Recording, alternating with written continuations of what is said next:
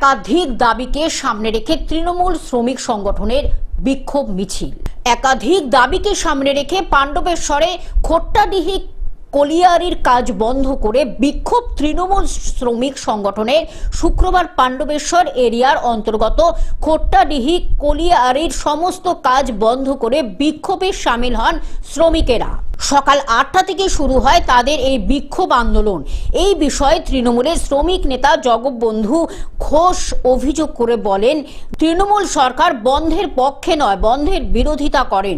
একাধিকবার তাদের এই সমস্যার কথা ইসিএল কর্তৃপক্ষ জানিয়েও কোনো লাভ হয়নি। তাদের অভিযোগ, এখানে পানীয় জলের সমস্যা রয়েছে, পানীয় জল ঠিকমতো সরবরাহ করতে পারছে না, যার কারণে শ্রমিকদের পানীয় জলের জন্য সমস্যায় পড়তে হচ্ছে। এছাড়াও রাস্তায় কয়লা বোঝাই ওভারলোডিং গাড়ি যাওয়ার জন্য স্কুল পড়ুয়া থেকে এলাকার সাধারণ মানুষকে ছোটখাটো দুর্ঘটনার মুখেও পড়তে হচ্ছে।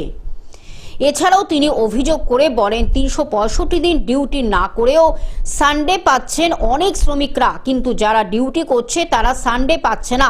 দ্রুত এই সমস্যার সমাধান না হলে তিনি বৃহত্তর আন্দোলনে যাওয়ার হুঁশিয়ারি দেন। 3 বার করে বেড়ানো হয়েছে, তার কারণ ঠিকাদার কাছ থেকে সে বিল পাবে, ঠিকাদার থেকে সে মুনাফা পাবে। তাই আমরা এই এজেন্টকে আমরা আর 10 দিনও আমরা দেখতে চাই না। তাই আমরা আপনাদের মাধ্যমে কোল ইন্ডিয়ার মিস্টার লেভেলে যারা আছে তাদের কাছে আমরা বার্তা পাঠাতে চাই যে এজেন্ট ম্যানেজারকে খোট্টাডিহি কলিয়ারিতে অনেক দিন থেকে রাজ করলেন, এদিকে খোট্টাডিহি কলিয়ারি থেকে এদিকে তারা আন্দোলন শুরু করেছে 8টা থেকে। পাণ্ডবেশ্বর থেকে সুকান্ত বাগদির রিপোর্ট, গ্লোব নিউজ। এখন থেকে গ্লোব টিভি দেখুন আপনার স্মার্টফোনেও। গুগল প্লে স্টোর অথবা অ্যাপল স্টোর থেকে ডাউনলোড করুন গ্লোব টিভি লাইভ অ্যাপ। এছাড়া জিও টিভি অ্যাপ থেকে দেখুন গ্লোব টিভি লাইভ।